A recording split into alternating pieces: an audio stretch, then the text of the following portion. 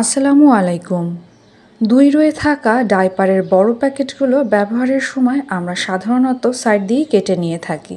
তবে এটা যদি একটু টেকনিক্যালি কাটা যায়, তাহলে এই পাতলা প্লাস্টিকের প্যাকেটটাও কিন্তু সুন্দর একটা ডায়পার অর্গানাইজারের মতো ব্যবহার করা যায়। কিভাবে? চলুন দেখে নিই। প্রথমেই ২ রোয়ে থাকা মাঝখানে যে জায়গাটা রয়েছে, প্যাকেটটা হাতে নিলেই বুঝতে পারবেন এই জায়গাটায় একটু সফট করে বা আলতো করে কেটে নিব।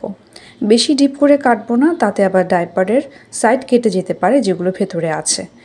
এরপরে ২ পাশে আরেকটু কেটে নিব, কারণ এখানে একটা ভাঁজ পড়বে।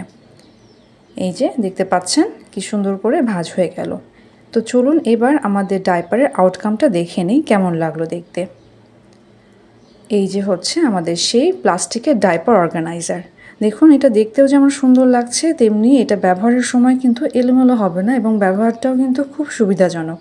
আশা করি এই ছোট্ট ট্রিকটা আপনাদের ভালো লাগবে। আল্লাহ হাফেজ।